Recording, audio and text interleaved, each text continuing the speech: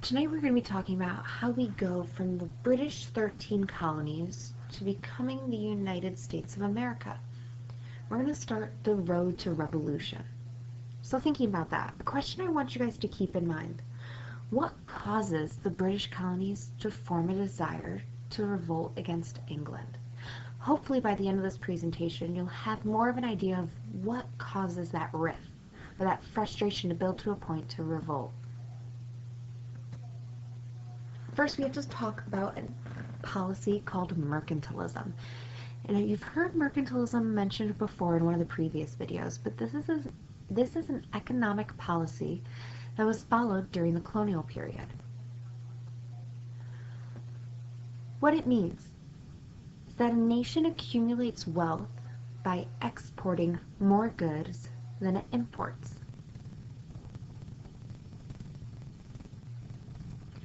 So, if you look at the picture above, you see the colonizing country on the left and the colony on the right. The colonizing country, they're going to collect raw materials from the colony. You see that arrow going out from the colony towards the colonizing country. And then in return, the colonizing country, in this case England, is going to make a good out of those raw materials, and they're going to send it back to the colonies. Now, the colonies can't make these goods themselves. They weren't allowed to. If they wanted these goods, they had to buy them, even though they had the raw materials originally. So again, exporting goods means you earn money. Importing goods costs you money. So in this case, the colonies are the ones importing the goods. Importing is taking in goods. So they have to pay a tax when they import those goods. And that's going to cost them money and just keep making England more money. But again, England's getting the material for these goods from the colonies. So this is going to be problem number 1.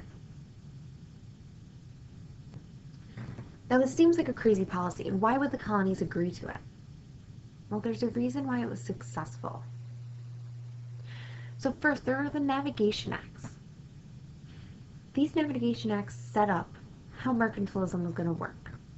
They were a series of acts passed in the English Parliament that were designed to regulate colonial trade and allow England to collect taxes in the colonies. So under these Navigation Acts, they actually created the policy of mercantilism. And they also created the taxes that were going to be on the imported goods going into the colonies. Then there was this policy of salutary neglect. And this allowed the colonists to violate the laws associated with trade. So basically, the British created the Navigation Acts, but then also had this policy of salutary neglect, which allowed the colonists to not necessarily follow the Navigation Acts. But it wasn't a documented policy. Salutary neglect. It was more of a spoken word policy. Now, another part of the Navigation Act said that the colonies could only trade with Great Britain. They couldn't trade with other countries like France or Germany or Italy, Spain. It had to be Great Britain. But again, salutary neglect allowed them to kind of break that a little. They could do a little trade with Spain maybe and get goods for maybe a cheaper price.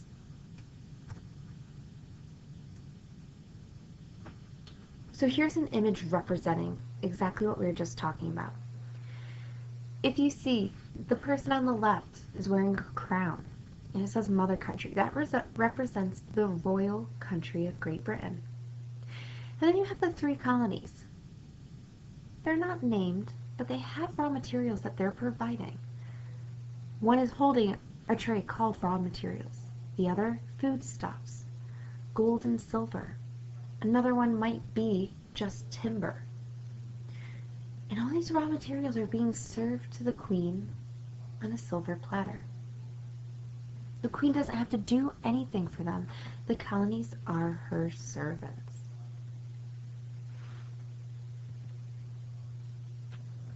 Now there were 3 types of colonies, and this was discussed in your notes a little bit the other day. You might have had a colony called a proprietary colony. We're going to find out what that means. So a royal colony. This meant that Britain directly ruled it. In each colony, Parliament appointed a governor and a council known as the Upper House. The colonists elected an assembly called the Lower House. And then freemen could vote, but they had to meet certain qualifications. They had to own land, they had to be paying taxes, and they had to be white males. So in a royal colony, again, Parliament back over in Great Britain appoints a governor and a council known as the Upper House, and then the colonists get to elect an assembly called the Lower House, but only if you met the qualifications to vote. Some colonies that were royal colonies were New York, Virginia, Georgia, North Carolina, South Carolina, New Jersey, and New Hampshire. And then there's the proprietary colony. These were territories which had been granted by the English crown to one or more proprietors who had full governing rights, and they were generally free to rule as they wished. But once again, people would have the opportunity to elect the lower house of the government if they had the right to vote, and they had to meet those qualifications in a proprietary colony as well. So some examples were Maryland, Pennsylvania, and Delaware. If you think about Pennsylvania, it was settled by William Penn, who was a Quaker, and he created it as a refuge for other Quakers. But he had full governing rights. That's why he determined a lot of what happened with the natives and their relations. Now lastly is a charter colony. And they're generally self-governed, which means they don't have as much influence from Great Britain coming into their government. And their charters were granted to the colonists as opposed to proprietors. So colonists, just regular old colonists, would get this land.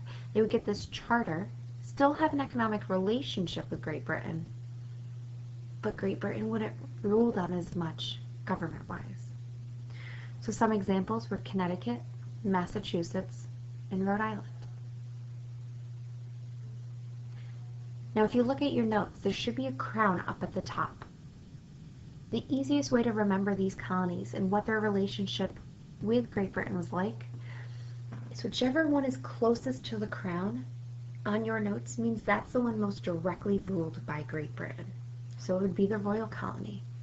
And then the farther those colonies get from that crown on your notes, they were less ruled by Great Britain, all the way down to charter colony, which basically self-governed themselves.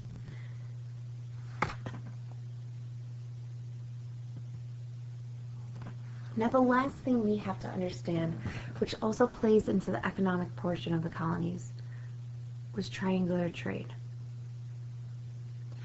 Triangular trade should be a topic that you've studied before in Global, but we're going to review it. How this worked. From Europe, they would send textiles, rum, and manufactured goods to Africa, to areas in Africa that they controlled. Then from Africa, they would send slaves to the Americas. And they would go to the Caribbean first. The slaves were always fed through the Caribbean. And then they would come up to the southern colonies. And then from the southern colonies, sugar, tobacco, and cotton were sent to Europe. Specifically, these goods from those southern colonies where the slaves worked. Now, this system worked really well for Great Britain, and it worked well for the Americas.